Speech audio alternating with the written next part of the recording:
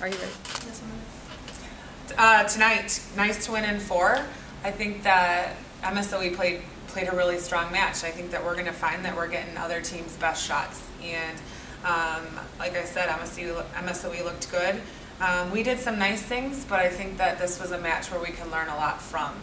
Making sure that we have the right mindset going in, making sure that we play hard and play smart, making sure that we keep our focus, making sure that we work really hard every day in practice so that we are getting better and so that we are playing our best ball each week as the season rolls on. So we'll certainly take it, but I think that we're going to learn a lot from this one, and hopefully that's going to make us better for Friday. You said that you feel like you're going to see the other team's best shots. Do you feel like with the way how well the team's been playing that there's kind of a bigger target on your guys' back now than there's been in the past?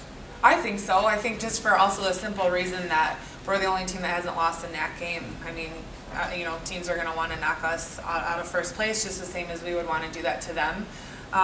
But we just can't worry about that. We've done such a good job this year about not worrying what our record is or how many we've won in a row or anything like that. That's not the point for us. We talk about let's take care of each other, let's get better every day. Everything else is going to take care of itself. We got to keep focusing on that. And that's what we did a pretty good job in the second set of evening things up. Did they make any sort of adjustments? Do you guys want that? I think they adjusted when we swung hard. I think they adjusted to our line shots on the right side.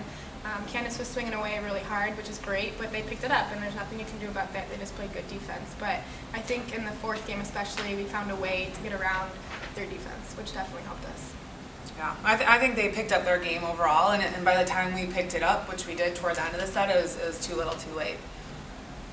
In the fourth game, you kept Jackie in the front row. What was the reasoning behind that? We did that in the third game too. Yeah, we just wanted to make a change. And Candace is really versatile, where she can hit outside and right side. Just get a different swing in there, make some things happen, and it worked for us. I think about like 4 or 5 times Abby did that little play where she kind of just set it over. That's something they weren't expecting. And I noticed one of them was right after a timeout. So was that something that you kind of told her to think about doing? I wish, no. No, she's very good about knowing what kind of balls to do that with and knowing when to do it. It also helps, it has to be the right kind of pass. If it's too tight, she can't do it. So it does have to be a pretty good pass, and the middle's got to be going in to try to pull their middle. So a lot of things go well or have to go right when she does that, but she does it at just the right times, and she's really smart. Nicole, you guys had 10 blocks as a team in the game. That's got to be one of the highest of the season so far. Do you want to talk a little bit about that? I think it's just a good thing. We are all talking in the front row, just talking to each other, to know each other, where everyone's going, where people are going to go at our previous plays. But yeah, pretty good. Team had a lot of people with a lot of kills a day. Candace at 15, Nicole at 13, Melanie and Caitlin at 8. How much more dangerous is the team when you have so many people contributing that way? Yeah, when we can be balanced, we're at our best. And to see, a couple of these guys in double-digit kills, but also looking at the hitting percentages, we had some pretty good ones overall. And then you got to figure when, Mal hit, I don't know what Mal hit. Mal hit, under 100 tonight, and that doesn't usually happen. So you got to figure when Mal gets going too. Their block's not going to be able to commit to just one of these guys, and they've been doing it all season long, and all of them have been doing a good job, and it's nice to kind of have each other's backs when we need to. Anybody else have any questions? When you were behind, what did you do to catch up?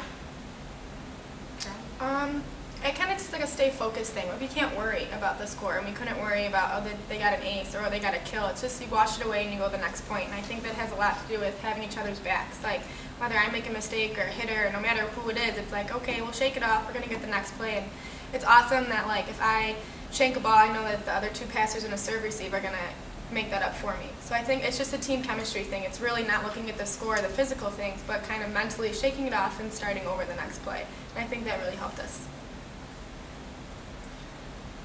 Was there any doubt in the back of your mind, like after being down a handful several times, that you guys were going to come back in that game too? That we weren't going to come back? No, you were going to come back.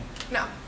To be honest, like I was telling you earlier, Studs, like it's not doubting your teammates, and I think Nicole can agree with me on that one. Like, yeah, we were down, and yeah, we didn't win set 2, but we finished set 2 in a pretty positive manner, I think. Like, we didn't let losing dictate how we finished the match or finished the set, and we just having confidence in each other and knowing, like, all right, it's okay, it's going to happen. Like, we're not perfect. Volleyball's not a perfect game, so and I think, Nicole, you agree with that. I don't know if you have anything else to say. All right, thanks, guys. Thank you.